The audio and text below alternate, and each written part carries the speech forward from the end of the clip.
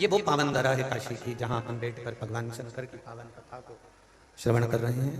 ये वो पुण्यमय जगह, स्थान, भूमि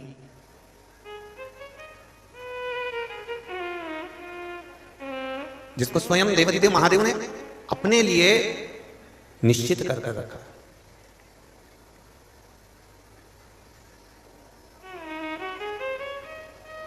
हमारे देव आदिदेव महादेव जिस भूमि पर रहते हैं वो मृत्यु लोक कहलाता है। एक बात अपने चित्त वृत्ति में लेकर आइएगा कि हम और आप कभी बैकुंठ गए कि ना गए ये पता नहीं है।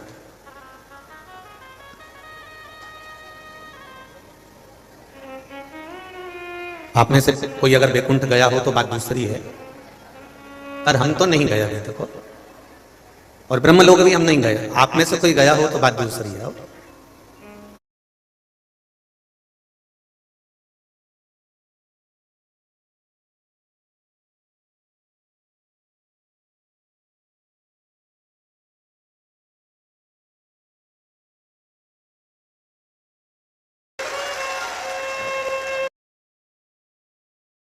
तो कभी ब्रह्मलोक भी नहीं गए और ना हम कभी बैकुंठ लोक गए, ना हम कभी इंद्र लोक गए। जितने भी देवी देवताओं के लोक हैं ये सारे लोक आप गए या हम गए, कोई गया ना गया ये तो नहीं मालूम, पर इतना मालूम है कि बैकुंठ लोक में भगवान विष्णु हैं तो उनका लोक है। ब्रह्मा जी ब्रह्म लोक में निवास करते हैं इसलिए उनका लोक है।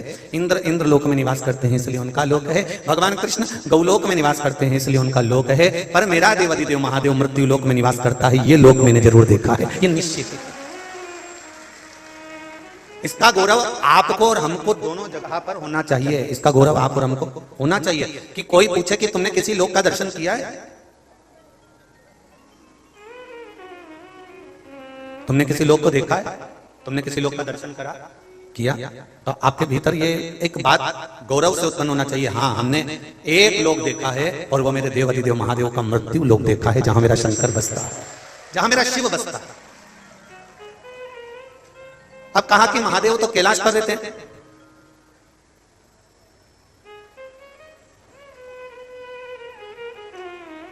सारे लोक की एक राजधानी होती है। भगवान विष्णु ने भी अपनी एक राजधानी बनाकर रखी है, भगवान ब्रह्मा ने भी अपनी एक राजधानी बनाकर रखी है, इंद्र ने भी अपनी एक राजधानी बनाकर रखी है।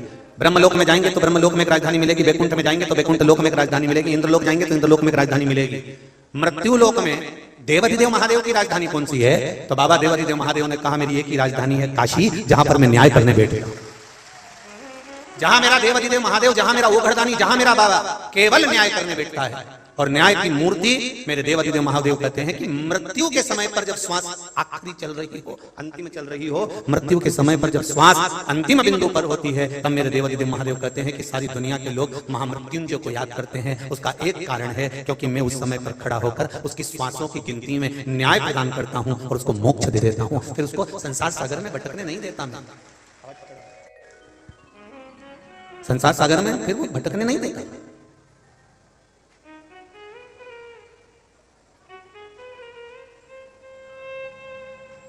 ये तो शिव बाबा की कृपा है, मेरे विश्वनाथ की दया है, उनकी उदारता है और उनकी करुणा है। और जब तक उनकी करुणा नहीं होती, जब तक उनकी उदारता नहीं होती, तब तक, जब तक उनकी दया नहीं होती, तब तक संसार का कोई सुख हमारे जीवन में प्राप्त नहीं हो सकता, कोई सुख हमारे जीवन में मिल ही नहीं सकता। कितनी दूर दूर से आए हो आप? पहले तो काशी वाले हाथ उठाओ कि काशी के लोग कितने बैठे? अरे बहुत सारे बैठे हो, धर लो आप, धर लो, धर लो, धर लो। हर जगह पर कथा वाचने जाते हैं, जितनी जगह कथा वाचने जाते हैं वहां पर बाहर के लोग ज्यादा होते हैं और वहां के लोग कम होते हैं, पर पहली बार रिकॉर्ड तोड़ा है कि काशी के लोग ज्यादा है। ये शिव कृपा है। धन्य पावन धरा के आप सभी को, मेरे बाबा के नगरी में, मेरे बाबा के धाम में आप निवास करते हैं। मेरी ओर से, इस व्यासपीठ की ओर से आपको साष्टांग दंडवत करता हूं कि आप इस पावन धरा पर निवास करते हैं। इस पावन धरा पर आपका निवास है। यह पुण्यमय धरा, यह आनंदमय धरा जो भगवान शंकर के त्रिशूल की नोक पर रखी हुई काशी है और जिसकी आकृति धनुष की तरह है, जहां पर राजा हरिश्चंद्र जैसे, जहां पर राजा विक्रमादित्य जैसे, जहां पर राजा हरिश्चंद्र विक्रमादित्य जैसे स्वयं आकर तब साधना करते हो, स्वयं आकर भगवान की अविरल भक्ति में डूबते हो, स्वयं आकर भगवान की अविरल भक्ति का रस तत्व ग्रहण करते हो, ऐसी पावन धरा पर निवास मिला। और बहुत बहुत साधुवाद आप सभी को, जितने लोग बाहर से आए हैं, जो काशी का निवास कर रहे हैं। शिव महापुराण की कथा कहती है, स्कंद पुराण कहती है, स्कंद पुराण का काशी खंड कहता है कि काशी की धरा पर बन सके तो 9 रात्रि, बन सके 7 रात्रि, बन सके तो 5 रात्रि, और बन सके अगर इतना भी नहीं हो सके तो कम से कम 1 रात्रि विश्राम कर कर शिव की आराधना करना चाहिए। ये काशी की धरा, पुण्यमय धरा, आनंदमय धरा, जहां मौका मिल जाए वहां बैठकर, जहां मिल जाए वहां बैठकर भगवान की अविरल भक्ति को धारण करें। अविरल शिव कथा कहती है, मोमबत्ती बड़ी है कि छोटी है? मोमबत्ती बड़ी है छोटी है उससे कोई फर्क नहीं पड़ता कि मोमबत्ती की हाइट क्या है, आकृति क्या है, वो कितनी बड़ी है कितनी छोटी है, कितनी बड़ी और कितनी छोटी है, उससे कोई मतलब नहीं। मोमबत्ती के बड़े और छोटे होने से कोई फर्क नहीं पड़ता। मोमबत्ती प्रकाश कितना दे रही है, फर्क उससे पड़ता है कि हमारे जीवन में प्रकाश कितना मिल रहा है। कोई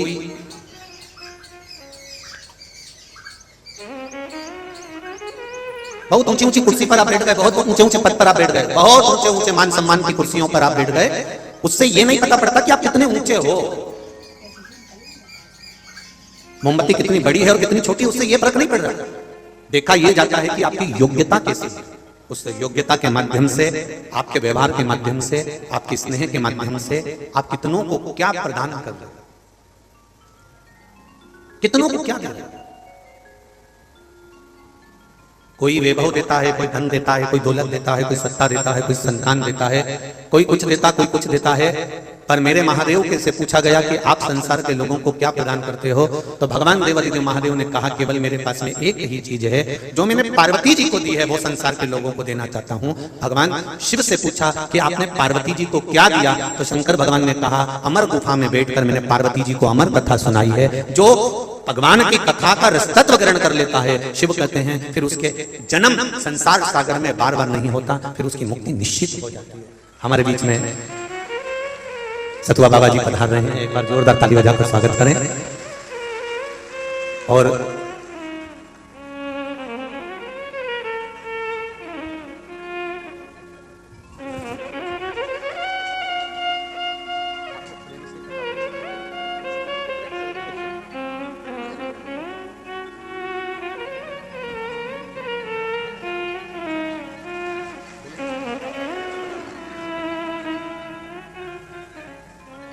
एक बार जोरदार ताली बजाकर स्वागत करें सतु बाबा जी का। इस कथा को एक बेटी करा रही थी, निधि बेटी। कहां बैठी? निधि बाबू कहां है? अच्छा वो जरा एक बार जनता जनार्दन के साइड में मुख करके हाथ जोड़ लीजिए। ये बेटिया बहुत प्रयास कर रही थी, बहुत प्रयास कर रही थी कथा के लिए, और कुछ योग संजोग नहीं बन पाया, तो बीच में हमने भी मंदसौर से कह दिया था, आप लोगों को मालूम होगा कि परमिशन नहीं मिल पा रही थी और व्यवस्था नहीं हो पा रही थी। पर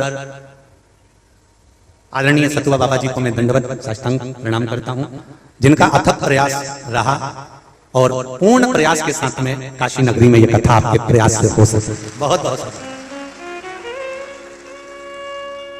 और बहुत आनंद से ये कथा आज प्रारंभ हुई है, नहीं तो बीच में तो बाबा जी की जो कृपा, विश्वनाथ बाबा तो विश्वनाथ है, इसलिए कहते हैं कि वो विश्वनाथ है।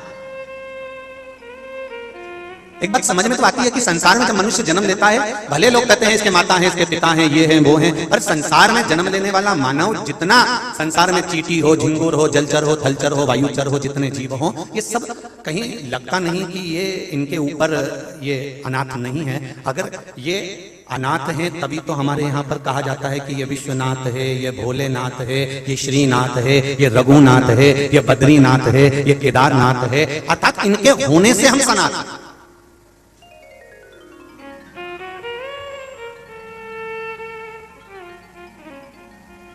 इनके होने से हमारी सनातन, और यही बाबा की कृपा, विश्वनाथ की कृपा, शिव पुराण कह रही है, भगवान शंकर की पावन कथा कह रही है कि आप वैकुंठ देखे ना देखे, आपने ब्रह्मलोक देखा कि नहीं देखा, आपने इंद्रलोक देखा कि नहीं देखा, पता नहीं, पर यह व्यासपीठ कहती है कि हमने मृत्यु लोक का स्मरण करा है और मृत्यु लोक देखा है जिसमें मेरा देवाधिदेव महादेव नित्य प्रति निवास करता है। और सबका कार्य अलग है, कोई धन दे रहा है, कोई वैभव दे रहा है, कोई सत्ता दे रहा है, कोई दौलत दे रहा है, कोई संतान दे रहा है, कोई कुछ दे रहा है, पर मेरा महादेव, मेरा देवाधिदेव महादेव अगर कुछ देता है, मेरा देवाधिदेव महादेव अगर कुछ दे रहा है, तो कहा मैं काशी में बैठूं, चाहे मैं केदार में बैठूं, चाहे मैं अमरनाथ में बैठूं, मेरा देवाधिदेव महादेव कहते हैं मैं पार्वती जी को जो दिया हूं वही संसार के लोगों को प्रदान करता हूं।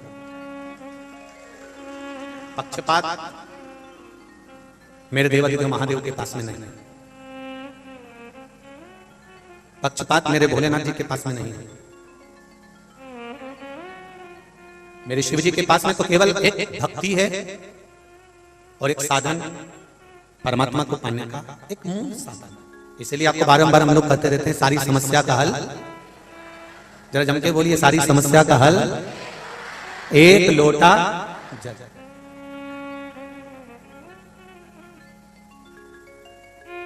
भगवान देवाधिदेव महादेव ने कहा मैं केवल पार्वती जी को जो अमर तत्व दिया हूं और संसार के लोगों को केवल अमर तत्वता प्रदान करता हूं। और अमरता किसको कहते हैं? मतलब आप मरे नहीं तो अमर हो गए थे। अमरता किसको कहते हैं? शिव महापुराण की कथा कहती है केवल दर्पण में जाकर अपने मुखाग्रबिंद को देख लेने से सुंदरता नहीं होती है। दर्पण से मत पूछो कि आप कितने सुंदर हैं, दर्पण में देखने से सुंदरता प्रतीक नहीं होती है। दर्पण से ना पूछिए कि आप कितने सुंदर हैं, सुंदरता कहां से प्रतीक होती है? तो कहा कि आप कहीं गए, आप कहीं पहुंचे और आपके जाने के बाद में, आपके आने के पहले अगर किसी के मुखाग्रबिंद पर आपके अगर कोई चर्चा है, आपके लिए कोई प्रसन्न चित्तता है, आपके लिए कोई आनंद की बात है, तो समझिएगा कि आप वैसे ही सुंदर हो, वैसे ही आनंदित हो, आपको दर्पण देखने की जरूरत नहीं पड़ती है। आपको दर्पण नहीं देखना। जिन गंगा मैया के तट पर हम कथा सुन रहे हैं, माता पार्वती जी की बहन है गंगा मैया। जितना माता पार्वती जी ने तप करा उससे दुगना गंगा मैया ने तप करा है। जितना पार्वती जी ने आराधना करा उससे दुगना आराधना माता गंगा ने करा है। जितनी साधना माता पार्वती जी ने करी उससे अधिक साधना गंगा मैया ने करी है। तप साधना जितनी ज्यादा कर सकती थी माता गंगा ने करी है। और जब गंगा मैया ने तप साधना करी, आराधना करी, तप करा और बहुत बहुत समय तक तप साधना में डूबी रही माता गंगा, तब भगवान शंकर ने पार्वती जी को जब पत्नी के रूप में स्वीकार करा, धर्म पत्नी बनाया, तो गंगा जी की आंख में जल भरा। गंगा जी रो रही थी। शिवजी ने पूछा गंगा तू क्यों रो रही है? गंगा जी कहती हैं प्रभु आपने पार्वती जी को धर्म पत्नी बनाया, तो तू क्या चाहती थी? गंगा जी बोली मैंने भी तो तप साधना करी है, मैं भी तो आपकी धर्म पत्नी बनना चाहती हूं, मैं भी तो आपकी धर्म पत्नी बनना चाहती हूं। और आपने गंगा जी कह रही है कि आपने पार्वती जी को धर्म पत्नी बना लिया। भगवान कहते हैं अरे गंगा मैं तुझको धर्म पत्नी नहीं बना सकता। गंगा जी कहती है मेरी आराधना में, मेरे पाठ में, मेरी पूजन में कोई कमी रह गई, आप आए नहीं और सुबह हो गई, मेरी पूजा की थाली धरी की। कोई आराधना में कमी हुई है, कोई पूजन में कमी हुई है, कोई तप साधना में कमी हुई है? अगर कोई कमी दे गई हो तो बता। भगवान शिव कहते हैं गंगा पार्वती से ज्यादा तू तप करिए, पार्वती से ज्यादा तू आराधना करिए, पार्वती से ज्यादा तूने साधना करिए, पर फिर भी मैं तुझको धर्म पत्नी नहीं बना सकता। तो कारण क्या है? भगवान शंकर कहते हैं तेरी तप साधना के बल पर, इतनी आराधना के बल पर अगर मैं तेरे को धर्म पत्नी बनाऊंगा गंगा, तो धर्म पत्नी पति के बराबर में आकर बैठती है। और गंगा तूने इतना तप करा है, इतना तप करा है कि मैं तुझे बराबर में नहीं बिठा सकता, तुझे अपने सिर पर बिठाऊंगा, इसलिए मैं तुझे अर्धांगिनी नहीं बना सकता, मैं तुझे अर्धांगिनी नहीं बना सकता, मैं तुझे धर्म पत्नी नहीं बना सकता।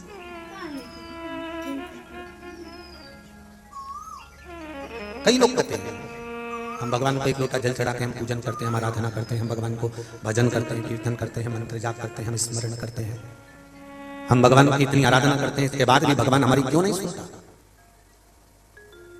भगवान से तुम्हारा भेद नहीं है? सुन लो री काशी वाली जी, भगवान से तुम्हारा भेद नहीं है। पर अगर भगवान सुनने के बाद भी अनसुना कर रहा है तो जरूर विचार करिएगा कि तुम्हारे लिए कुछ अच्छा सोच कर रखा होगा। एक पत्र आया है, इस पत्र में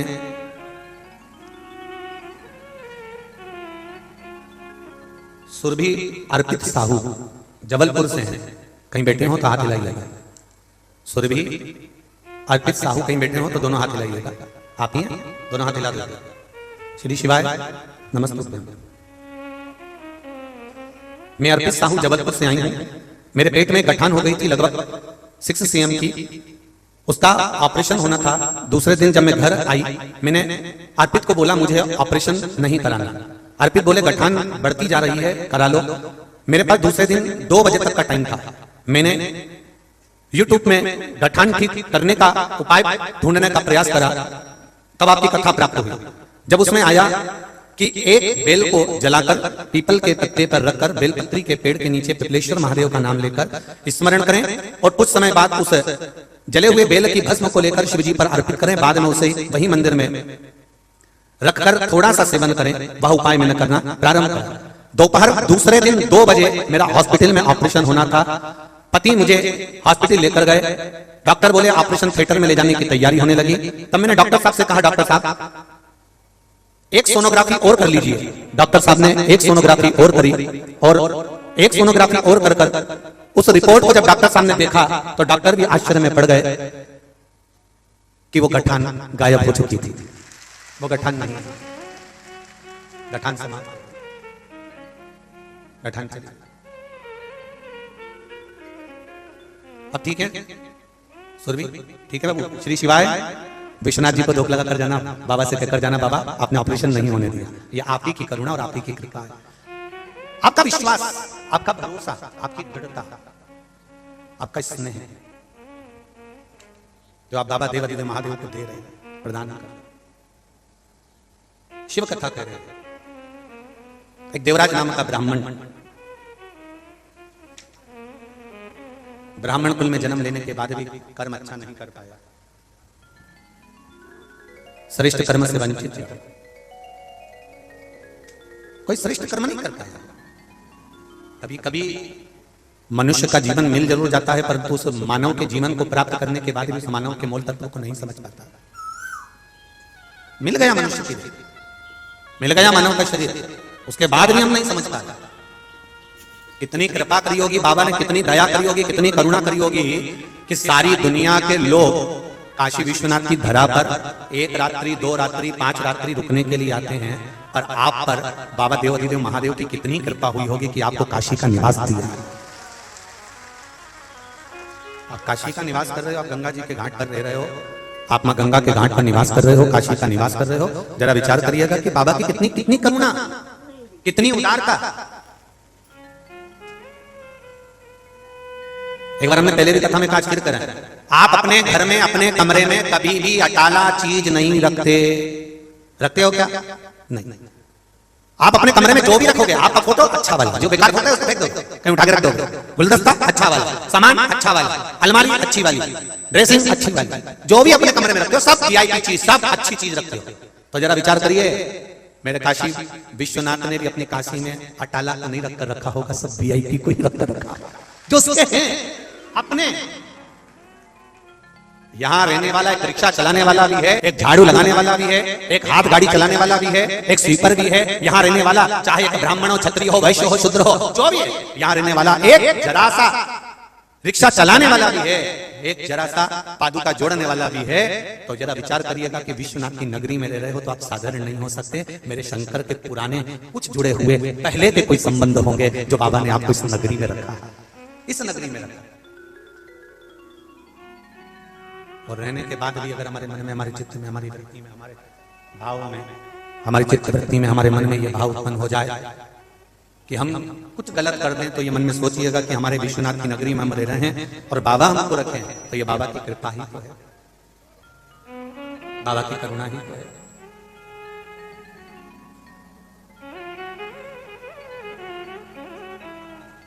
मैंने तेरे ही भरोसे ओ बाबा, तेरे ही भरोसे हवा बिच उड़ती जावागी, बाबा डोर हथो छठी नाम कटी जावागी। भोले मैं तेरी पतन, शंभो मैं तेरी पतन, हवा बिच उड़ती जावागी, बाबा डोर हथो छठी नाम कटी जानी। शिव कथा कर रहे हैं। देवराज नाम का ब्राह्मण, ब्राह्मण कुल में जन्म लेने के बाद, ब्राह्मण तत्व धारण करने के बाद, एक ब्राह्मण के परिवार में जन्म लेने के बाद भी श्रेष्ठ कर्म नहीं करता।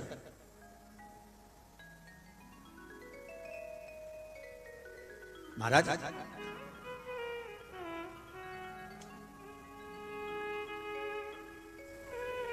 दुनिया बदलोगे ये सोच कर बैठे हो कि मैं दुनिया बदल दूंगा, दुनिया को बदलने में लग जाओगे तो स्वयं एक दिन हार जाओगे। याद रखना एक बात को, ये विश्वनाथ की नगरी से कथा सुन रहे हो जितने लोग आस्था चैनल पर, फेसबुक, यूट्यूब पर, और जितने इस मां गंगा के पावन तट पर, विश्वनाथ की धरा पर, और कथा भी कहां हो रही है? विश्व सुंदरी पुल के नीचे।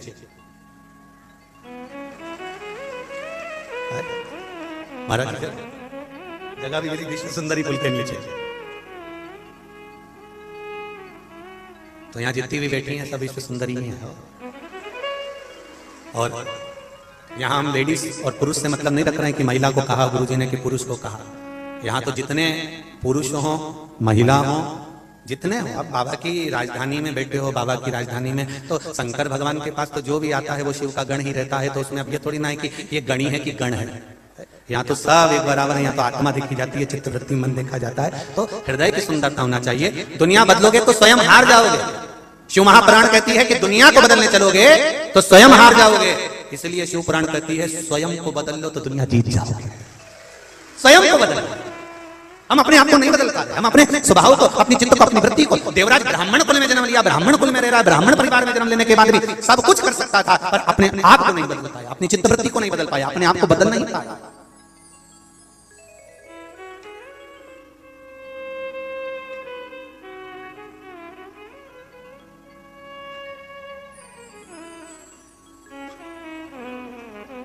और देवराज की आंखों में कभी जल नहीं है, कभी नहीं रोया वो। क्योंकि हमारे यहां संत कहते हैं पाप करंता हसे यमनवा जाप करंता रोए, काम क्रोध में निस दिन जागे और कथा कीर्तन सोए। ये हमारे संत, हमारे साधुजन, हमारे गुरुजन, हमारे महंत महात्मा संत कहते हैं कि जब पाप करने के लिए जाता है व्यक्ति तब बहुत मुस्कुराहट उसके जीवन में रहती है, और जब भजन करने के लिए जाता है, पुण्य करने के लिए जाता है, तब 50 बार विचार करता है। आप एक टिकट लो और फिल्म देखने चले जाओ, तुरंत आप टिकट भी ले लोगे, फिल्म देखने चले भी जाओगे, कोई नहीं रोकेगा। पाप कर्म करने के लिए आप जितने जितने आतुर होगे, जितने जितने आगे बढ़ोगे, कोई नहीं रोकेगा। और जरा सी सत्यनारायण भगवान की कथा करवाने का विचार करिए तो पहले बहू से पूछना पड़ेगा बेटा कथा करवा लूं क्या? फिर बहू कहेगी मम्मी आप इनसे पूछ लीजिए, फिर उनसे पूछो छोरा कथा करवा लूं क्या? छोरा बोले मम्मी एक काम करना संडे के दिन करवा लेना, रविवार को करवा लेना। रविवार को कथा करवाने बेटे मम्मी प्लीज मेरे को थोड़ा सा काम है इसलिए मैं कह रहा हूं कि कथा अगले संडे को हो जाए, तो अगले रविवार को हो जाए। मैंने कहा कोई बात नहीं बेटा अगले रविवार करा लूंगे। अगले रविवार को कथा कराने का सोचा, फिर अगले रविवार पहुंच गए, फिर अगले रविवार पहुंच गए, मालूम पड़े कथा पुण्य का कार्य बढ़ता चले गया और पाप कर्म थोड़ा सा होना था। पत्नी ने कहा सुनो जरा अच्छी वाली फिल्म लगी है देखिए आए क्या? चल अभी बैठ गाड़ी पर। और जो मोटरसाइकिल पे बिठाने बुड़बुड़ करता पहुंचा, टिकट लिया और धड़ से टाकीज के अंदर बैठकर और कथा देखी, वो फिल्म देखी। और मालूम पड़े अब देखो कथा होती तो पुण्य बढ़ता और फिल्म देखी तो पाप बढ़ गया। कहीं उसके वस्त्र आभूषण देख लिए, कहीं काम, कहीं आसक्ति, कहीं लोभ, कहीं तृष्णा, कहीं वासना, ये सब बढ़ता बढ़ता चले गया, सब बढ़ता चले गया।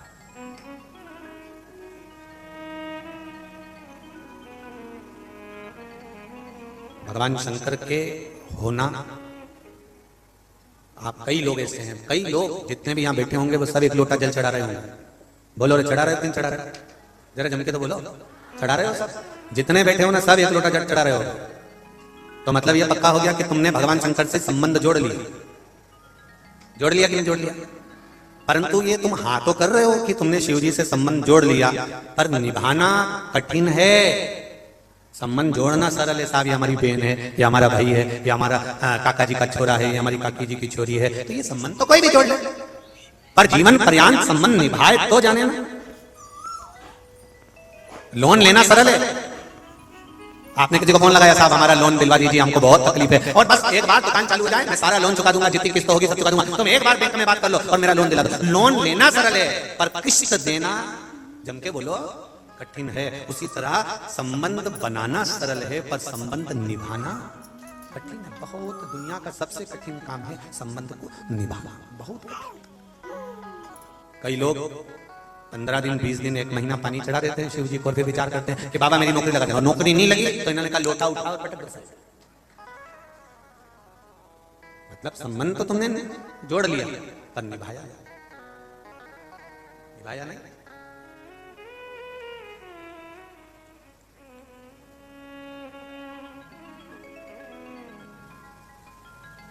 देवराज ने ब्राह्मण कुल में जन्म लेने के बाद कोई अच्छा काम नहीं किया।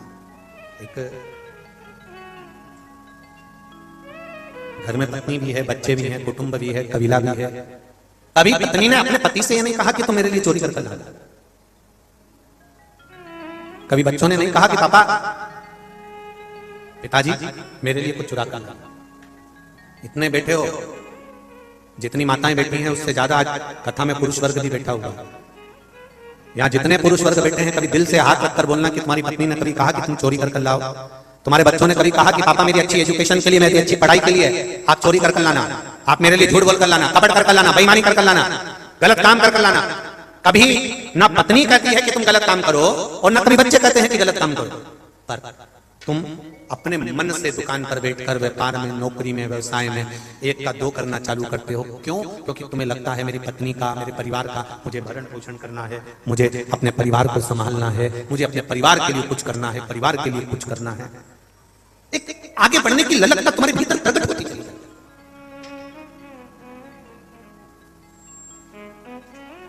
एक आगे बढ़ने की ललकता तुम्हारे भीतर प्रकट हो रही है, बार बार प्रकट हो रही है। मुझे उससे ज्यादा करना है, मुझे उससे ज्यादा करना है, मुझे उससे ज्यादा करना है। तुम्हारे भीतर एक ललकता बढ़ती चली गई और बढ़ी और बढ़ी। अभी 2 मिले थे काम और 4 मिलना चाहिए, 4 मिले 6 मिलना चाहिए। पर एक बात विचार करिए कि आपने अपनी जिंदगी में इस मानव शरीर से 21,600 जो श्वास मिल रही है, 3.5 करोड़ ये रोम छिद्र मनुष्य के शरीर में जो भगवान ने दिए हैं, तुमने प्रतिदिन ये मानव का जो शरीर मिला है, इस शरीर के माध्यम से 21,600 श्वास रोज प्रतिदिन तुम्हें मिल रही है। तुमने इन श्वासों को लौटाकर खूब कमाकर तुमने अपनी तिजोरी तो भर ली। पर कभी विचार करा कि तिजोरी तो भरा गई, पर ये शरीर के अंदर जो आत्मा बैठी थी, चित्तवृत्ति बैठी थी, श्वास बैठी थी, ये सब धीरे धीरे धीरे धीरे कलकर पूरी की पूरी खाली हो गई। कब बचपन निकल गया, कब जवानी निकल गई, कब अधेड़ी निकल गई और कब बुढ़ापा आ गया। सारा की सारा, पूरा की पूरा तिजोरी का जो ये माल था पूरा समाप्त हो गया। अंतिम बिंदु में जब प्राण छूटने का समय आया, तब भगवान को याद करा तो भगवान ने भी पूछा कि तेरा बचपन, तेरी जवानी, तेरी अधेड़ी सब गंवा दिया, बुढ़ापे में तिजोरी संभालने आया तो ये तिजोरी में कुछ बचा तो है ही नहीं, अब तो ये गया। क्या मिला? जितने लोग काशी की धरा पर आए, जितने लोग काशी की पुण्य भूमि पर पधारे हो, जितने लोग भी काशी की इस पावन धरा पर आकर कथा का स्नान कर रहे हो, आप 1 घंटे के लिए, 2 घंटे के लिए, 3 घंटे के लिए, जितनी देर के लिए आप काशी की पावन धरा पर आए हो, मेरा निवेदन केवल इतना है कि गंगा के घाट पर, काशी की पुण्य में धरा पर जितनी देर बैठो उतनी देर, और जितने लोग आस्था चैनल पर, जितने लोग फेसबुक पर कथा सुन रहे हैं काशी की पावन धरा से, ये पावन कथा का रस्तत्व ग्रहण कर रहे हैं, उनसे निवेदन है जितनी देर रहना उतनी देर भगवान की भक्ति में डूबे रहना। भगवान से ये प्रार्थना करना, भगवान की कार्तिक के महीने में मैं कथा सुन रही हूँ, इस शरीर से कोई गलत काम ना हो जाए, बस इतना ध्यान रखना और मेरा भजन होता रहे, बस इतनी कृपा करना, बहुत इतना।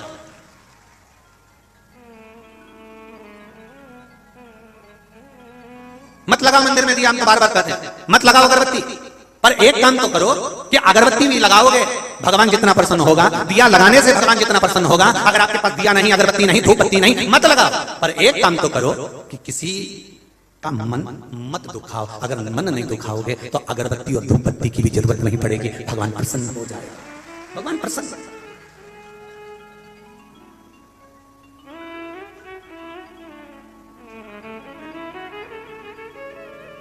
कल हम जब आए बाबा जी, भक्त लोग बता रहे थे कि यहाँ रात से ही लोगों ने जगह संभाली, पूरी रात से जगह संभाल कर बैठ कर कथा का इंतजार हो रहा था कि बस कथा सुनना। कितना विश्वास होगा आपका, कितना भरोसा, कितनी दृढ़ता। और इतना विश्वास लेकर अगर आप लोग आए हैं तो मेरा भी विश्वास करता है कि मेरा विश्वनाथ अपनी राजधानी से आपको खाली नहीं भेजेगा, कुछ ना कुछ देकर जरूर भेजेगा, निश्चित है, साधारण नहीं है। वो भजन इतने दिन से गा रहे थे अपन, वो भजन आज सिद्ध हो गया। कितने सालों से गा रहे हैं, पर बाबा ने तेरे डमरू की धुन सुन के मैं काशी नगरी आई हूँ। तेरे डमरू की धुन सुन के मैं काशी नगरी आई हूँ। तेरे डमरू की धुन सुन के मैं काशी नगरी आई हूँ। तेरे डमरू की धुन सुन के मैं काशी नगरी आई हूँ। मैं काशी नगरी आई हूँ। मैं काशी नगरी आई हूँ। मैं काशी नगरी आई हूँ। मैं काशी नगरी आई हूँ। मैं काशी नगरी आई हूँ। मैं काशी नगरी आई हूँ। मैं काशी नगरी आई हूँ। मैं काशी नगरी आई हूँ। भोले ओ हम भोले मैं काशी नगरी आई हूँ। मेरे भोले ओ हम भोले मैं काशी नगरी आई हूँ। बड़े आनंद से दोनों हाथों से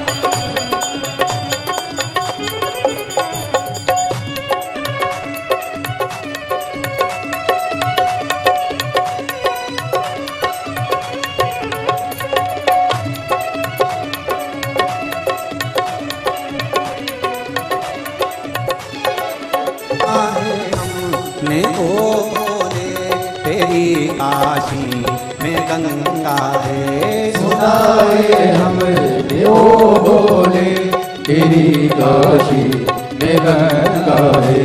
सुना है हमने ओ भोले तेरी काशी में गंगा है। सुना है हमने ओ भोले तेरी काशी में गंगा है।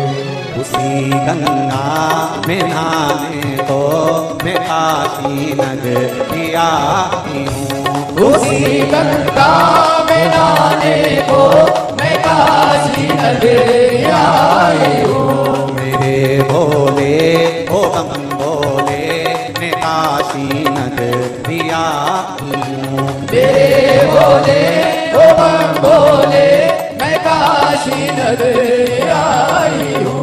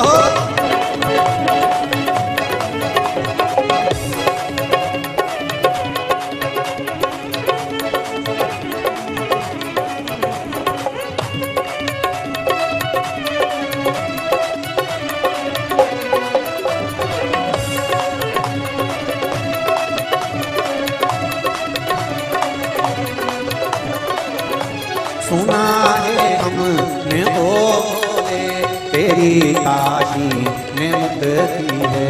सुना है हमने ओ भोले तेरी काशी में मुक्ति है। सुना है हमने ओ भोले तेरी काशी में मुक्ति है। सुना है हमने ओ भोले तेरी काशी में मुक्ति है। मोक्ति को पाने को मैं काशी नगरी आई हूँ। उसी मोक्ति को पाने को मैं काशी नगरी आई हूँ। मेरे काशी नगरी आई हूँ। मेरे बोले ओ बम बोले मैं काशी नगरी आई हूँ। मैं काशी नगरी आई हूँ। मैं काशी नगरी आई हूँ। मैं काशी नगरी आई हूँ। मैं काशी नगरी आई हूँ। मैं काशी नगरी आई हूँ। मैं काशी नगरी आई हूँ। मैं काशी नगरी आई हूँ। मैं काशी नगरी आई हूँ। अपनी जगह बैठकर भगवान शंकर के मूल मंत्र का स्मरण काशी नगरी में कार्तिक महीने के पावन अवसर पर जो पावन शिव महापुराण की कथा अपन सब श्रवण कर रहे हैं, भाव से आनंद के साथ भगवान शंकर के स्मरण को अपन सभी अपने हृदय की बात करते हुए भगवान से प्रार्थना करेंगे। श्री शिवाय नमस्तुभ्यं। श्री शिवाय नमस्तुभ्यं। श्री शिवाय नमस्तुभ्यं। श्री शिवाय नमस्तुभ्यं। श्री शिवाय नमस्तुभ्यं। भोला सब दुख काटो मारा, ओ भोला सब दुख काटो मारा। शिव शंकर जपो तेरी माला, भोले बाबा जपो तेरी माला। भोला सब दुख काटो मारा, ओ भोला सब दुख काटो मारा। भगवान शिव की कथा कर रहे देवराज नाम का ब्राह्मण, जो ब्राह्मण कुल में जन्म लेकर भी अच्छा कर्म नहीं कर पाया।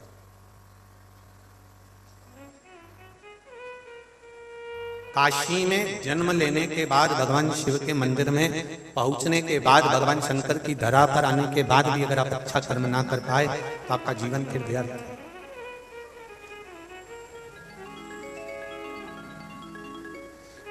83,99,999 जन्म निकलने के बाद ये 84 लाखवा जन्म मनुष्य का मिलता है। इससे पहले निकल गए 83,99,999 जन्म निकल चुके।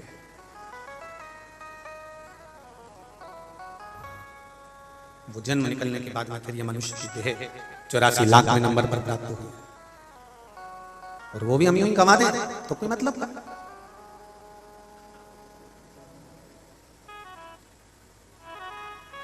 किसकी थी ये काशी?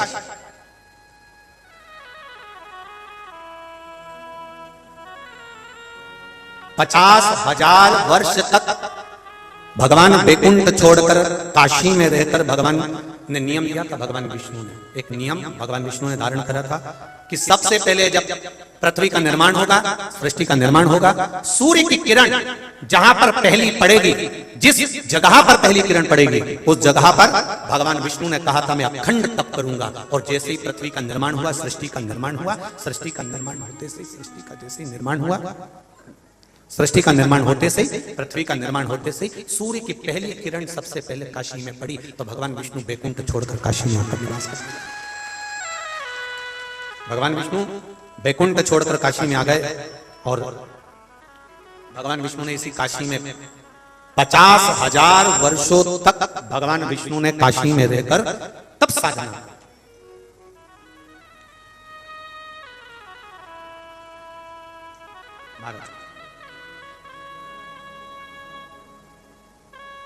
काशी को देखकर भगवान बड़े प्रसन्न होते थे। एक बार भगवान को इतना आनंद आया कि श्री हरि की आंख से एक अश्रु गिर गया, उससे एक सरोवर बन गया जिसको बिंदु सरोवर कहते हैं। और भगवान बिंदु माधव बनकर यहां पर निवास करने लगे काशी की धरा पर।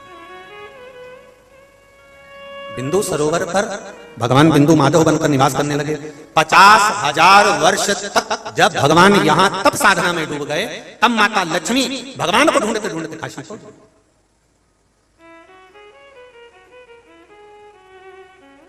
सारी दुनिया में शिव जी के पास में पार्वती जी मिलती हैं, पर पूरी दुनिया में केवल एक विश्वनाथ ही है जहां पर माता अन्नपूर्णा मिलती है।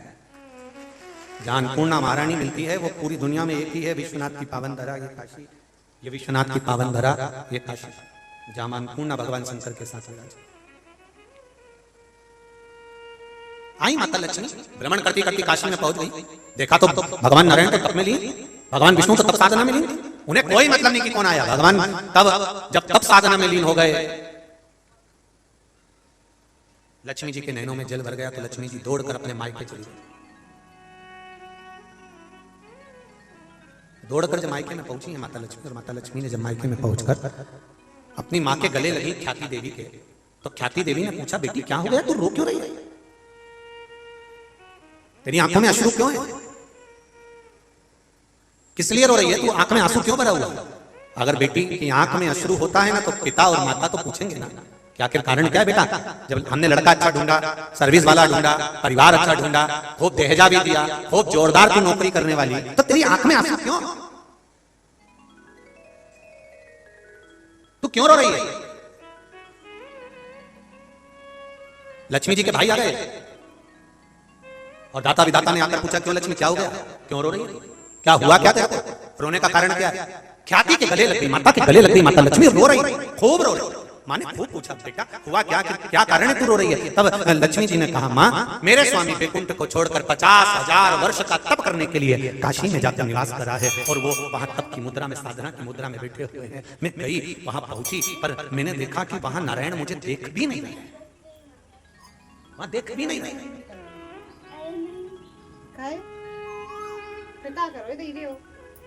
उसके लाखों दीवाने बड़े से बड़े उसके चरणों में कंकड़ माटी से। दोपहर की बात तो शादी मिलती है।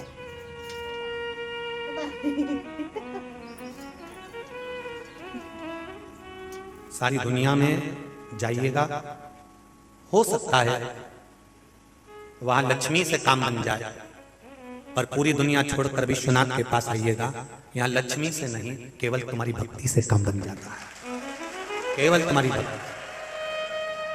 और महाराज जी हमने देखा यहाँ बाबा जी कि जब बेटी निधि को परमिशन नहीं मिली तो हमने देखा, तो हमने उसको एक ही बात कही कि अब तो विश्वनाथ के हाथ में है कथा करवाना और ना करवाना।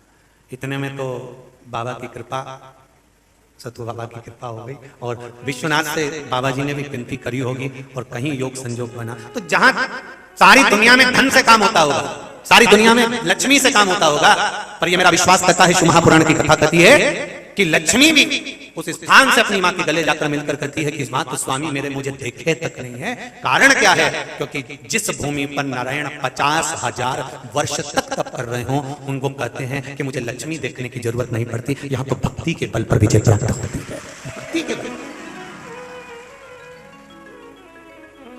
केवल भक्ति विशेष। तो तू रो क्यों रही है, तेरा रोने का कारण क्या है। ख्याति देवी पूछ रही है अपनी बेटी से क्यों रो रही है, और होना चाहिए मां अपनी बेटी से पूछे तेरे रोने का कारण क्या है, एक पिता अपनी पुत्री से पूछे तेरे रोने का कारण क्या है। जब परिवार अच्छा, कुटुंब अच्छा, धन अच्छा, वैभव अच्छा, तो तू क्यों रो रही है, रोने का कारण क्या है तेरा। मां स्वामी ने मुझे देखा नहीं, तो तू भी तप साधना में लग जा, तू भी तप साधना कर, तू भी आराधना कर, तू भी भक्ति धारण कर। कौन मां होगी जो अपनी बेटी से कहेगी कि ये काम कर। जब भी विवाद होता है तो एक ही चीज के पीछे होता है कि ये मुझे कहीं घुमाने नहीं ले जाते हैं, सबसे बड़ी लड़ाई इसी बात की चालू हो जाती है कि मम्मी ये मुझे कहीं नहीं लेके जाते, अकेले चले जाते हैं, मुझे कहीं घुमाने नहीं ले जाते। तो तुमने अपनी बेटी को ये समझाया कि बेटा ये काम करा कर, तू घूमने जाने की जगह बोला कर मुझे विश्वनाथ ले चलो, मुझे केदारनाथ ले चलो, मुझे महाकाल ले चलो, मुझे नागेश्वर, मुझे सोमनाथ ले चलो। कभी कभी अब नहीं ले जा रहा कहीं घुमाने की, मेरे को ऊटी नहीं ले जा रहे, गोवा नहीं ले जा रहे, तो तू कह दिया कर मुझे विश्वनाथ ले चलो, चलो वहां चलो। तो उससे क्या होगा? तो माँ ख्याति देवी ने अपनी बेटी को कितना सुंदर ज्ञान दिया है। जरा मैं हर माता से निवेदन करूंगा कि बेटी जब रोकर आपके गले लगे और कहे कि मेरा पति मुझे ध्यान नहीं देता, तो आपको कहना है कि वो अगर ध्यान नहीं दे रहा तो तू एक काम कर कि वो भी भक्ति में डूबा है तो तू भी भजन में डूब जा, थोड़ा स्मरण में डूब। तो लक्ष्मी जी ने पूछा मैं कहां जाकर तप करूं, मैं कहां जाकर तप करूं, मेरे तप करने का स्थान बता। उन्होंने काशी ढूंढी है तो मुझे भी काशी चाहिए। अब जितने फिर वही वाली बात आ गई कि दुर्योधन और रावण ये दोनों में महापाप, सबसे ज्यादा पाप किसने करा था? बोलो री जी जरा बोलो। दुर्योधन ने ज्यादा पाप करा था कि रावण ने ज्यादा पाप करा था? बोलो जम के बोलो जरा। दुर्योधन ने ज्यादा पाप करा था, रावण ने तो करा ही क्या था? सीता जी को हर के लाया, अशोक वाटिका में रख दिया। और दुर्योधन ने केस पकड़ा, दुशासन ने सभा में लेकर आ गया। दुशासन और दुर्योधन चीर खींच रहे हैं द्रौपदी का, एक नारी को भरी सभा में नग्न करा जा रहा है। तो रावण ने तो सीता जी को केवल अशोक वाटिका में ले जाकर रखा था, रोज कहता था सीता तुम मेरी बन जाओ, पर कभी उसने माता जानकी के वस्त्र को स्पर्श कर नहीं खींचा। तो इससे बड़ा द्रोही, इससे बड़ा राक्षस प्रवृत्ति का तो दुशासन था। फिर दशहरे पर दुशासन का पुतला क्यों नहीं जलता? दुर्योधन का क्यों नहीं जलता? केवल जलता है तो रावण का ही जलता। इनसे बड़ा पापी तो वो था कि उसने पाप कर्म कर दिया था, एक नारी के वस्त्र को भरी सभा में खींच दिया था।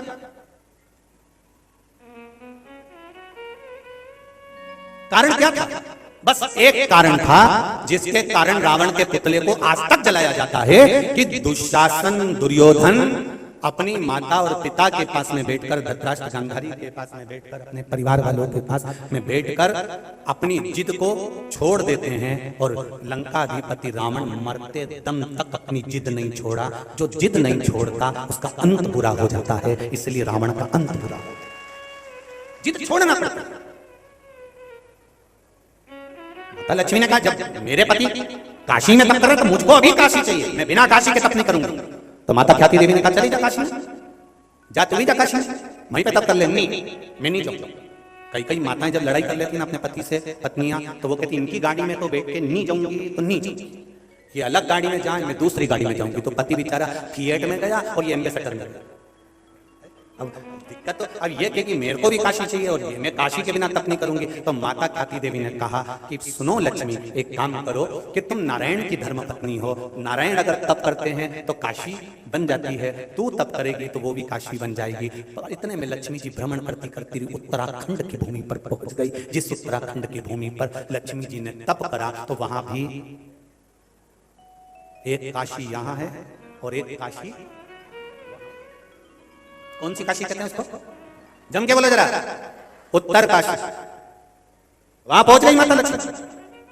और लक्ष्मी जी ने थोड़े समय तक तो तप करा, काशी का निर्माण कर दिया, उत्तर काशी बस गई। पर लक्ष्मी जी का चित्तवृत्ति नहीं लगा, लक्ष्मी जी भ्रमण के लिए निकल गई। भ्रमण करते करते करते करते भगवान शंकर के धाम में पहुंच गई। कहां? बद्री विशाल शंकर जी का धाम था, जहां पर भगवान शिव पार्वती जी के साथ रहते थे। कैलाश भगवान शंकर जहां बैठकर तप साधना करते थे, और बद्री आश्रम जहां पर भगवान शिव माता पार्वती जी के साथ में अपने घर में निवास करते थे। लक्ष्मी जी भ्रमण करती करती करती करती उस पावन धरा पर वहां पहुंच गई। और लक्ष्मी जी वहां पहुंचकर बद्रिकाश्रम में जब लक्ष्मी जी ने देखा कि बड़ा सुंदर बद्रिकाश्रम है, पेड़ के पौधे लगे हैं, बद्रिकाश्रम बड़ा सुंदर है, देखकर लक्ष्मी जी तुरंत भगवान के पास में आई। आज नारायण भगवान की 50,000 वर्ष की साधना पूर्ण हो चुकी थी। साधना पूर्ण हुई, लक्ष्मी जी आकर विराजमान हुई। जैसे ही लक्ष्मी जी आकर विराजमान हुई, भगवान विष्णु ने देखा लक्ष्मी आज तो बड़ी प्रसन्न दिख रही है, तेरी प्रसन्नता का कारण क्या है? तू इतनी आनंदित क्यों दिख रही है? तेरी प्रसन्नता का कारण क्या है लक्ष्मी? लक्ष्मी जी कहती है मेरी प्रसन्नता का एक कारण है कि मैं भ्रमण के लिए गई थी और उत्तर काशी में मैंने बैठकर तप साधना करी। घूमती घूमती मैं बद्रिकाश्रम में पहुंच गई। बद्रिकाश्रम में जाकर मैंने क्या देखा? बड़ी सुंदर व्यवस्था, बड़ा सुंदर धाम, इसलिए मेरा मन कर रहा है। भगवान विष्णु ने कहा लक्ष्मी क्या मन कर रहा है? कुछ भी हो जाए वो बद्रिकाश्रम मेरा होना चाहिए। भगवान विष्णु ने कहा वो शंकर भगवान का घर है और तू वो मांग रही है, दूसरे की प्रॉपर्टी अपनी कैसे हो सकती है? मैं नहीं जानती, मेरे को तो बद्रिकाश्रम चाहिए, बस आप कुछ भी करो, चाहिए। भगवान ने कहा ठीक है। और मेरे नारायण उस अलकनंदा के घाट पर छोटे से बच्चे का रूप रखकर मेरे नारायण रोने लगे। पार्वती जी के कानों में शब्द पहुंचा कि कोई बच्चा रो रहा है।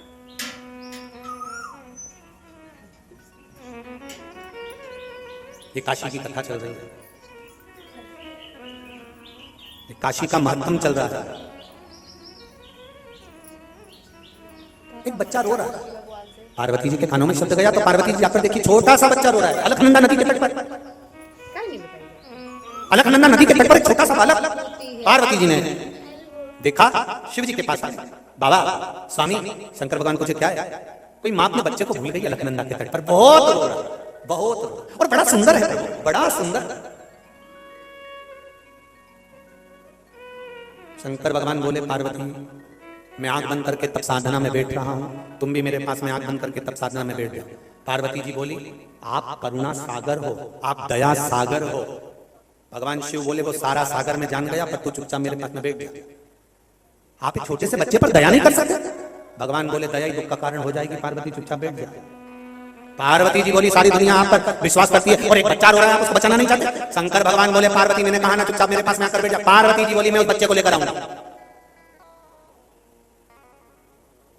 प्रभु छोटा सा बच्चा, उसको गोदी में लेकर आऊंगा। शंकर भगवान ने कहा, पार्वती तू जानती नहीं है, किसी के बच्चे को अगर गोदी ले लो तो पूरी जायदाद देना पड़ती है, तुझे मालूम नहीं? अगर किसी की औलाद गोदी आ जाए तो गोदी आने के बाद में तो प्रॉपर्टी की हकदार तो बन गई। अगर तूने उस बच्चे को गोदी में लिया तो तेरी सारी जायदाद वो ले ले। शंकर भगवान ने जैसे कहा, पार्वती जी बोली, क्या स्वामी अपने पास है ही किया। शंकर जी बोले, फिर रोना मत। पार्वती जी बोली, इतना छोटा सा बच्चा कोई जायदाद मांग रहा है कि प्रॉपर्टी मांग रहा है कि वसीयत मांग रहा है? नहीं नहीं नहीं, मैं तो उसको लेके आऊंगी, अब तू जाना। तो पार्वती जी गई, भगवान विष्णु को गोदी में उठा कर ले आई और लेके आके उनसे स्नेह भाव से उनका लालन पालन करने लगी। शाम हो गई और शाम के समय प्रदोष काल में भगवान शंकर और पार्वती के भ्रमण का समय था। शंकर पार्वती भ्रमण पे जाने लगे। शिव जी नंदी पर चढ़ गए। नंदी पर चढ़कर उन्होंने पार्वती को आवाज लगाया, पार्वती चलो। पार्वती जी बोली, इसका क्या करूं?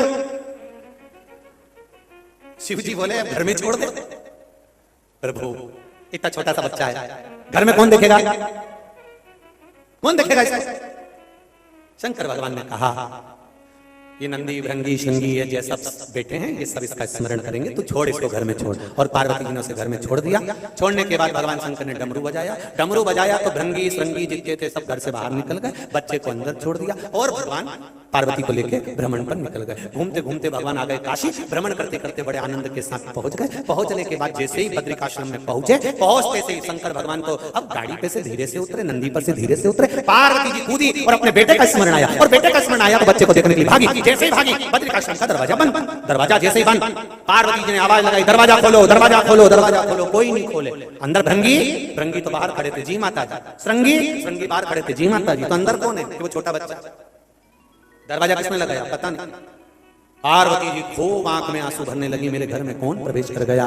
अगर दरवाजा नहीं खुला मैं हाथ में जल लेकर श्राप दे दूंगी। इतनी देर में दरवाजा खुला और नारायण लक्ष्मी दरवाजे के बाहर आकर खड़े हुए और दोनों ने कहा भोलेनाथ जी से। शंकर भगवान ने पूछा, प्रभु आप? भगवान विष्णु बोले, हाँ स्वामी हम यहाँ आ गए, ये घर लक्ष्मी जी को अच्छा लग रहा है। तो भगवान शंकर ने पूछा, क्या चाहते हो? ये बद्रिकाश्रम हमको दे दो। शंकर भगवान ने कहा, तथास्तु। इतने में लक्ष्मी पार्वती जी बोली, काय को तथास्तु? काय को तथास्तु? अपना घर अपन नारायण को दे देंगे। हाँ, अपन कहाँ रहेंगे? भगवान शंकर बोले, अब ये तो नारायण बताएं, जब हमारा घर ये ले रहे हैं तो ये हमको कहाँ रखेंगे? तो नारायण भगवान से शिव जी ने पूछा, तुम हमारे बद्रिकाश्रम में रहोगे तो हम कहाँ रहेंगे? नारायण बोले, जिस काशी में मैंने 50,000 वर्ष तक तप करा, मेरा महादेव वहां रहेगा, मेरा महादेव।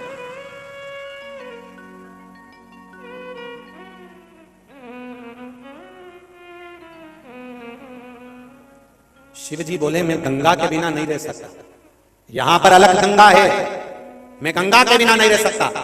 भगवान नारायण ने कहा, चिंता मत करो, वहां गंगा, वो कहे ना, तुम रूठे रहो बोले, हम तुम्हें मनाएंगे,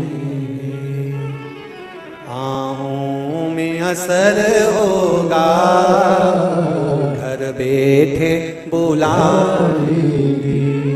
तुम कहते हो भोले हमें गंगा प्यारी है, तुम कहते हो भोले हमें गंगा प्यारी है, एक बार तो आ जाओ,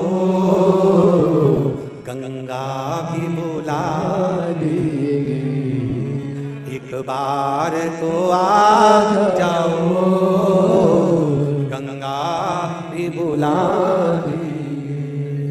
तुम रूठे रहो बोले, हम तुम्हें मना। आप आओ तो भगवान विष्णु ने कहा जाओ, जाइए काशी, गंगा पहुंच जाएगी। आप दे दिया बद्रिकाश्रम। भगवान नारायण ने अपना, भगवान शंकर ने अपना धाम बद्रिकाश्रम भगवान नारायण को दे दिया। आज भी बद्रिकाश्रम में चने की दाल जो चढ़ती है वह भगवान शंकर के भाव से समर्पित होती है। आपने बद्रिकाश्रम में कुछ चढ़ाया ना चढ़ाया, पर वहां चने की दाल का महत्व ज्यादा है।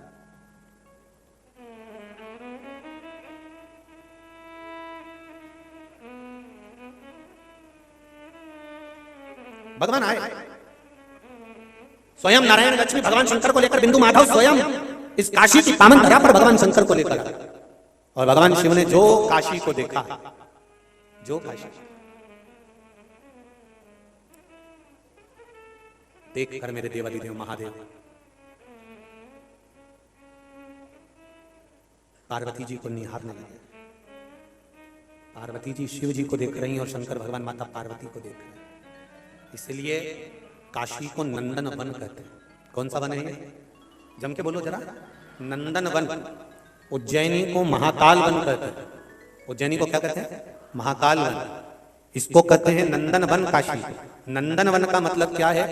भगवान शंकर के 13 बच्चों में से कई संतान काशी के नंदन वन से प्रकट हुई। जैसे अशोक सुंदरी, ये नंदन वन से प्रकट हुई। अशोक सुंदरी का जन्म ही नंदन वन का। जया, विषहरा, शामली बारी, दौतली और देव, ये शंकर भगवान की 5 लड़कियां गंगा के जल से प्रकट होती हैं और प्रकट होने के बाद ये काशी की धरा पर आकर विराजमान होती। काशी की धरा पर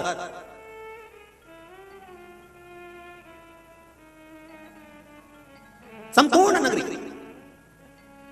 फिर निवेदन करूंगा, इस व्यासपीठ से पहले के समय में कोई देवता की मूर्ति थी कि ना थी, ये कोई वर्णन नहीं। पर शिव महापुराण की कथा, स्कंद पुराण, पद्म पुराण, अग्नि पुराण, नर्मदा पुराण, पय्यप पुराण, संहिताएं जितनी हैं, जितने शास्त्र, जितने वेद, जितने पुराण कहते हैं कि भारत की भूमि को ही नहीं, पूरे विश्व को, पूरी विश्व की भूमि को कहीं से भी खोद कर देख लो।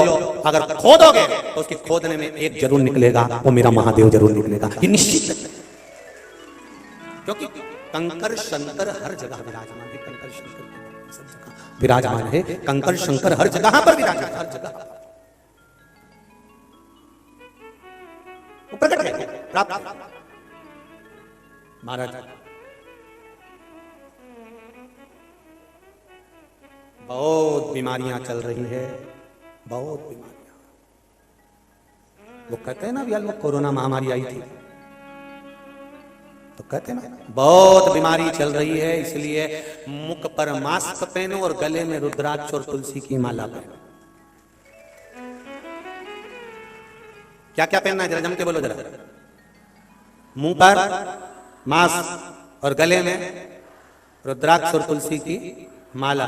तो कहोगे महाराज जी ये मास्क पहना ये तो ठीक है कि ये बीमारी को रोक देगा, तो ये रुद्राक्ष और तुलसी की माला ये काय के लिए पहना रहे हो? तो कहा संसार में लोग बहुत बीमारी फैला रहे हैं कि शंकर जी की पूजन मत करो, ब्रह्मा जी की पूजन मत करो, विष्णु जी की पूजन मत करो। कोई कहीं सौगंध दिला रहा है, कोई शपथ दिला रहा है, कोई कुछ करा रहा है। इसलिए तुलसी और रुद्राक्ष पहनो जिससे मालूम पड़े कि तुम सनातनी हो, तो ये बीमारी भाग जाए। ये बीमारी को रोकने का क्रम है। मुख पर मास्क लगाइए, बीमारियां ज्यादा चल रही है, इसलिए मुख पर मास्क होना चाहिए और गले में तुलसी और रुद्राक्ष की, जम के बोलो जरा, माला होना चाहिए। फिर निवेदन करूंगा, सुंदरता होगी तो लुच्चों की नजर होगी, अगर गले में चेन होगी तो चोटों की नजर होगी, और गले में रुद्राक्ष होगा तो महादेव की नजर होगी। ये निश्चित है, निश्चित। पहनो, मुख ऊपर मास्क पहनिए और गले में तुलसी और रुद्राक्ष की माला पहनिए। बीमारियां बढ़ रही है, बहुत बीमारियां। लोग लगे हुए हैं सनातन धर्म को तोड़ने में, लोग लगे हैं सनातन धर्म को कमजोर करने में, लोग लगे हैं सनातन धर्म को नीचा दिखाने में। अगर गले में तुलसी की माला और रुद्राक्ष की माला होगी तो ये निश्चित है सामने वाला पहचान जाएगा। हम पहले भी कहे थे, श्रवण कुमार ने अपने मामा जी को तिलक से पहचाना था, केवल तिलक से। और श्रवण कुमार ने कह दिया था, मामा जी भेद बता देना, तुम को नीर पिला देना, मेरे पांव पड़ी जंजीर, हुआ अंधियारा और जल भरने गया बेचारा। श्रवण कुमार केवल मामा के मस्तक पर सूर्यवंश का तिलक देखा था और दशरथ जी को कह दिया था कि तुम मेरे मामा हो। दशरथ जी ने पूछा, मैं तेरे मामा कैसे? तो श्रवण कुमार ने कह दिया था, मेरे माता पिता शांति मुनि और सुहांगी का मैं पुत्र हूं। और आप, मैंने मां से पूछा था तेरे मामा कैसे लगते हैं, मेरी मां ने कहा था तेरे मामा के मस्तक पर सूर्यवंश का तिलक है। आपके मस्तक पर तिलक देखा इसलिए पहचान गया कि आप मेरे मामा हो। आपको पहचान गया।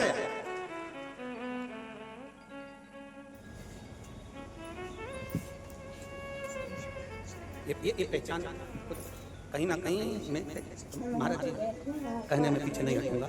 आपका दर्शन हुआ, पर मुझे ऐसा लग रहा है कि पहले भी एक बार कहीं मिल चुके हैं, कहीं स्मरण आएगा मेरे को, तो मैं व्यास से वर्ण तो ये तो शिव कृपा है। मैं पहचान गया कि आप मेरे मामा। अब मामा को पहचाना तो जैसे ही पहुंचे स्वामी के पास में, शांति मुनि के पास में, पहचान गया कि मेरे से गलती हो गई। यहाँ तो श्रवण कुमार मर गया। तो ये गले की तुलसी की माला, रुद्राक्ष की माला, मस्तक का तिलक, ये कंपनी का ट्रेडमार्क है कि तुम कौन सी ब्रांड के हो। CFL का बल्ब खराब हो जाता है तो कंपनी का माल कंपनी में पहुंच जाता है। अचानक हमारे प्राण छूट गए, माथे का तिलक भी मिट गया। तो ये गले की माला अगर पड़ी रहेगी तो यम के दूत बंदी बनाने आएंगे तो पहचान जाएंगे ये अपनी कंपनी का माल नहीं है। गले में रुद्राक्ष पड़ा है, ये काशी वाले की कंपनी का है। इसलिए ओ डमरू वाले, अरे दिल मेरा भगवान शिव से निवेदन। भगवान शिवाय, भगवान नारायण उनको साथ लेकर काशी की धरा को देखा, पवित्र भूमि का स्मरण किया। बद्रिकाश्रम भगवान शिव ने नारायण जी को दे दिया।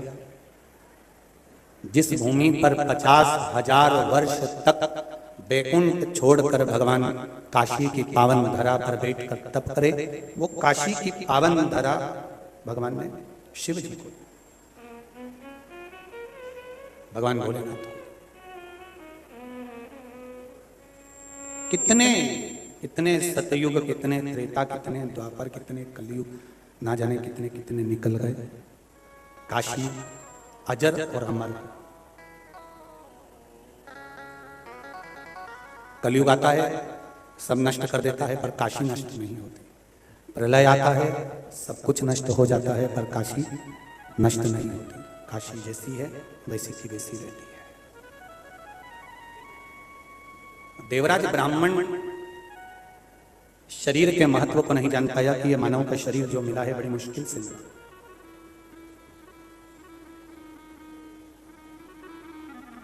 वाणी और विचार क्या क्या चीज, जम के बोलो जरा।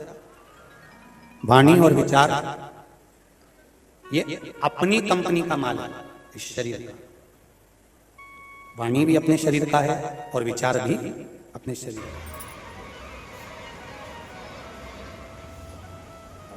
ये दो चीजें अपनी कंपनी की हैं। हर व्यक्ति के शरीर से, चित्त से, वृत्ति से, मन से दो चीजें श्रेष्ठ होना चाहिए, एक वाणी और दूसरा विचार। वाणी और विचार जितने सुंदर होंगे, जितने अच्छे होंगे, जिंदगी की सीढ़ी पर आप जीवन की हर तरक्की की ओर बढ़ते चले जाएंगे, उन्नति की ओर बढ़ते चले जाएंगे। जितनी वाणी सुंदर, जितना विचार सुंदर।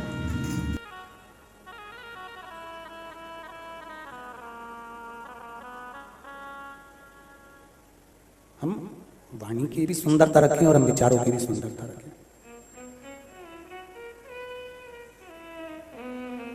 बुरा जो देखन में चला बुरा न मिलिया,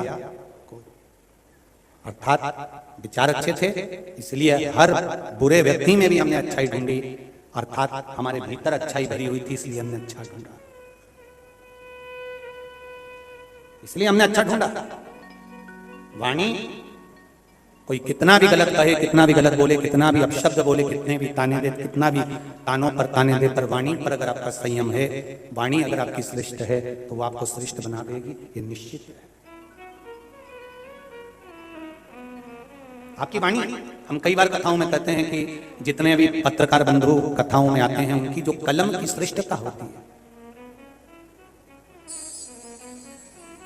ये पत्रकार बंधु किसी को पहचानते नहीं है, किसी को जानते नहीं है, पर इनकी कलम की जो श्रेष्ठता, इनके विचारों की जो श्रेष्ठता, इनकी वाणी की जो श्रेष्ठता, ये इनको उन्नति की सीढ़ी की ओर अग्रसर बढ़ाती चली जाती है। फिर लोग कहते साहब वो पत्रकार बंधु है, वो ये बंधु है, वो सनातनी है, वो सतकर्मी है। उसके विचार, उसकी वाणी और उनके कलम की विचारता, उनके कलम की आनंदता, तो कलम पर वही चीज लिखाती है जो उनके भीतर का विचार सुख देने वाला है। तो वाणी और विचार ये दोनों अगर श्रेष्ठ हैं तो ये दोनों श्रेष्ठता ही प्रदान करते हुए श्रेष्ठता। एक बार देवऋषि नारद जी से भगवान शंकर ने प्रश्न कर लिया था। एक प्रश्न था, बाबा देवदेव महादेव का जब देवऋषि नारद काशी भ्रमण के लिए आए, काशी भ्रमण करते करते देवऋषि नारद से भगवान शंकर ने कहा, नारद जी कैसे आए हो? देवऋषि नारद कहते हैं, मैं काशी की यात्रा करने आया, मैं तीर्थ यात्रा करने आया। यात्रा का मतलब जानते हो? हाँ, क्या होता है? देवऋषि नारद ने कहा, यात्रा का मतलब होता है कि जो अनजान है उनसे भी जय सीताराम हो जाते हैं। यहां जितने लोग बैठे हुए हैं, जो परिवार के साथ आए हैं, वो तो जानते होंगे कि हमारा परिवार का व्यक्ति, ये हमारा भाई है, ये हमारा कुटुंब का है, ये हमारी बहन है, ये हमारे रिश्तेदार, ये हमारे नातेदार। पर बाकी के लोग जिनको आप जानते नहीं हो, जब वो जाते हैं आपस में एक दूसरे से बिछड़ कर जब जाते हैं तो सीताराम होती कि नहीं होती? जय सीताराम जी की, राधे राधे, जय श्री कृष्णा, श्री शिवाय, नमस्तुभ्यम, ओम नमः शिवाय, हर हर महादेव, जय विश्वनाथ। हम पहचानते नहीं है उसको, हम उसको जानते नहीं, पर तीर्थ यात्रा का सबसे बड़ा सुख एक है कि हम जिसको जानते नहीं उससे भी हम राम राम, जय श्री कृष्णा, हर हर महादेव, श्री शिवाय नमस्तुभ्यम, जय विश्वनाथ, हम उससे कर लेते हैं।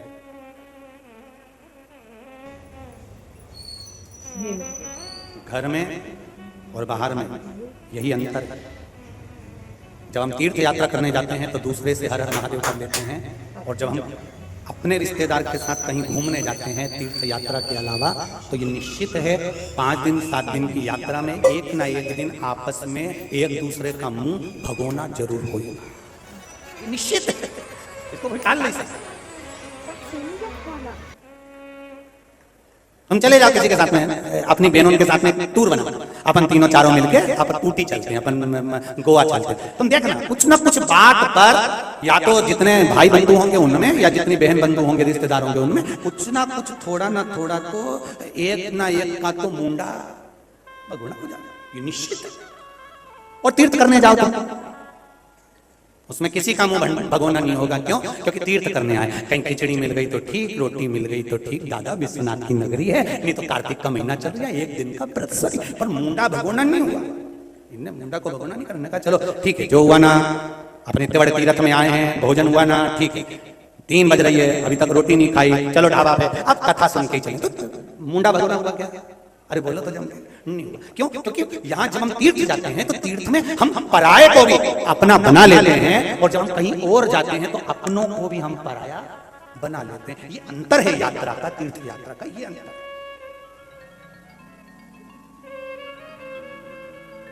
अब तुम यहीं देख लो ना, ये काशी में कथा हो रही है, एक बेटी ने निर्णय लिया अपने माता पिता का कि मम्मी पापा को कथा सुनना है, मेरी माँ रोज टीवी पे कथा सुनती है, उनको मैं कथा सुनाऊंगी। बेटा नहीं तो क्या, हम बेटियां कम है क्या? और बेटी ने ये मन में विचार करा और विचार कर कथा रखी।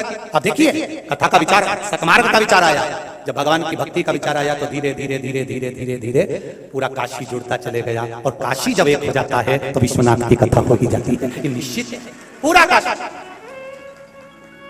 सबके भीतर एक भाव प्रकट हो गया, कथा होना चाहिए, भगवान की कथा का तत्व ग्रहण करना, ये भाव प्रकट हो गया। देवराज की चित्तवृत्ति में ये बात बैठी नहीं कि मनुष्य का जो शरीर मिला है बड़ा मुश्किल का मिला है। 83 लाख यहाँ वर्णन है, 84 लाख योनियों में 83,99,999 योनियां समाप्त करने के बाद मनुष्य की योनि मिली, और वो योनि का भी हम सदुपयोग ना कर पाए तो जीवन देता।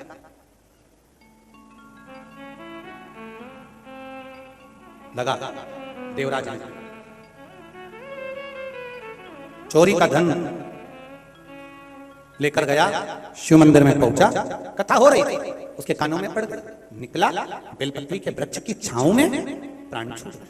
शरीर में ताप, शरीर में कष्ट,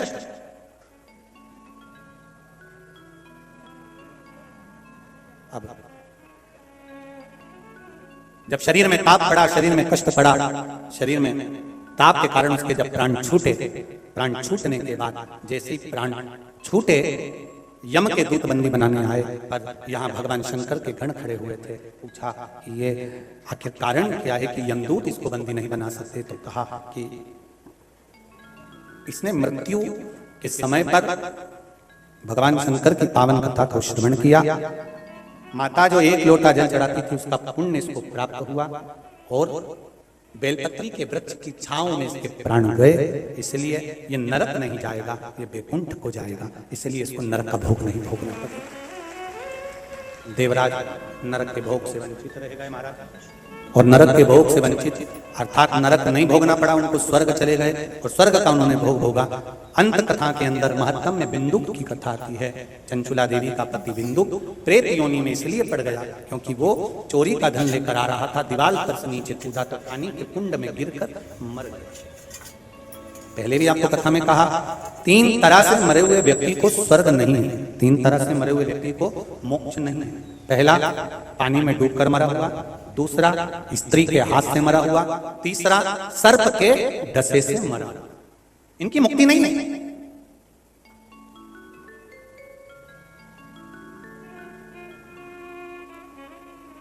इनका मोक्ष नहीं है।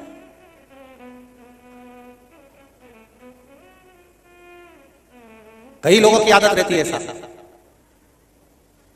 नदी में नहाने जाना है, कई लोगों की आदत रहती है। आपसे निवेदन है, आप यहाँ घाट पर अगर कथा श्रवण करने के लिए गंगा के तट पर आए हो तो हाथ जोड़ के निवेदन है, काशी विश्वनाथ का जहां मंदिर है उनके नजदीक में जो गंगा जी बह रही है, यहां से वहां जाओ और वहां जाकर विश्वनाथ के चरणों की गंगा का स्नान करो। पर यहाँ जो गंगा बह रही है इसमें कोई भी अंदर जाने का प्रयास मत करो, वहां जाओ, क्योंकि कुछ कदम चलकर जब हम विश्वनाथ के चरणों में जाएंगे, उसके चरण की गंगा में नहाएंगे, तो ये निश्चित है कि हम उसके चरणों से जरूर मिल पाएंगे। ये निश्चित है।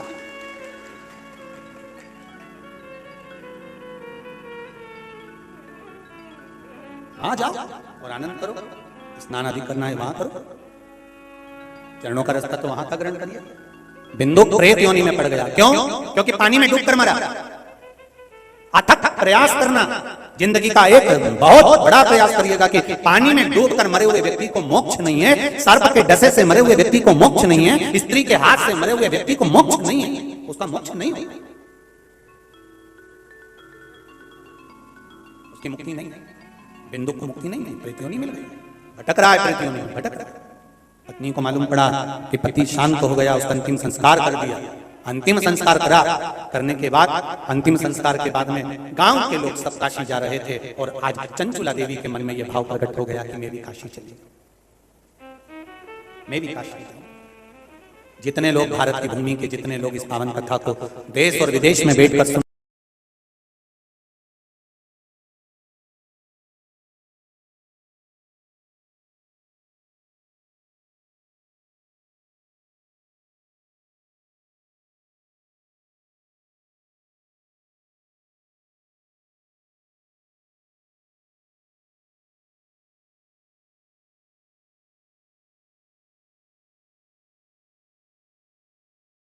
अवश्य फिर कहेंगे 25 लाख की गाड़ी में घूमने वाला भी एक दिन 25 रुपए के लोटे में भराकर गंगा जी पर पहुंच जाता है।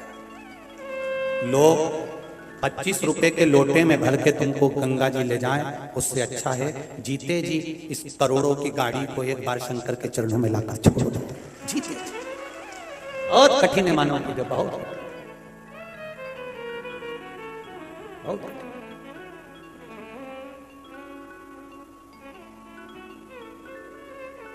पूरी दुनिया में लोग मरते हैं तो रोते हैं, पर काशी में मुर्दे को जलाकर भी लोग प्रसन्न होते हैं। क्यों?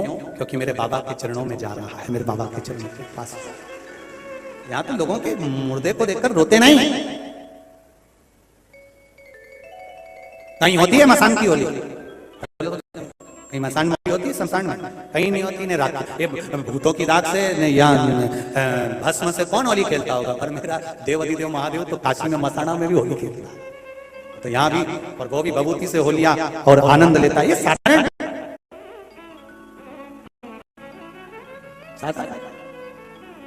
महाराज देखा, बाबा देख बिंदु के प्राण छूट गए। चंचुला देवी ने निवेदन किया और चंचुला देवी अपने गांव के लोगों के साथ में मिलकर भगवान काशी विश्वनाथ की नगरी में प्रवेश कर गई। काशी विश्वनाथ की नगरी में चंचुला देवी जब प्रवेश करी, एक जगह पर कहीं शिव महापुराण की कथा हो रही थी, उसको सुनने के लिए दूर बैठ गई। कथा सुनी, मन में भाव प्रकट हो गया कि कितनी सुंदर कथा है।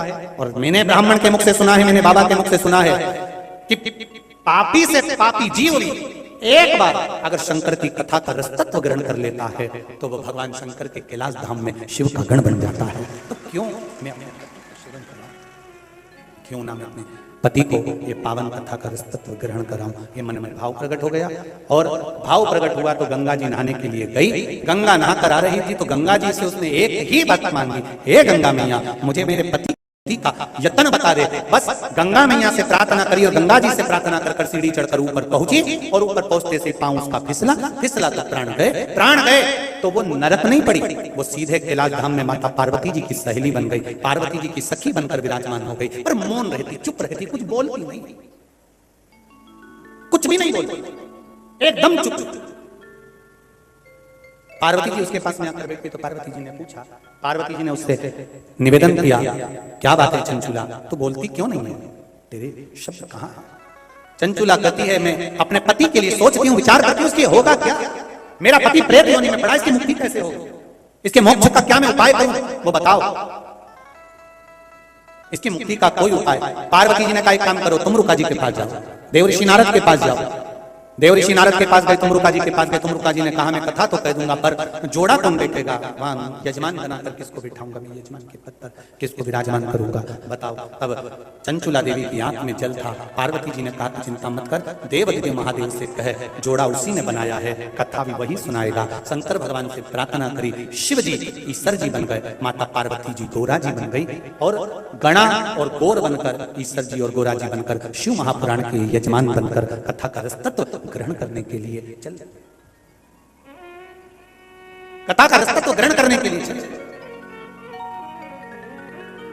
और जब कथा का रसतत्व ग्रहण करने के लिए जाते हैं, आनंद चारों तरफ छा जाता है, चारों तरफ आनंद। कथा का रसतत्व ग्रहण करने के लिए जाते हैं, थोड़ा आशीष बचा थोड़ा सा। ईश्वर जी और गोरा जी भगवान शिव की कथा को श्रवण करने के लिए यजमान बनकर जा रहे हैं। ऐसा पावन प्रसंग ईश्वर जी और गोरा जी की झांकी का दर्शनावन करेंगे। उससे पहले पूज्य बाबा जी के आशीर्वचन अपने को प्राप्त हो जाए।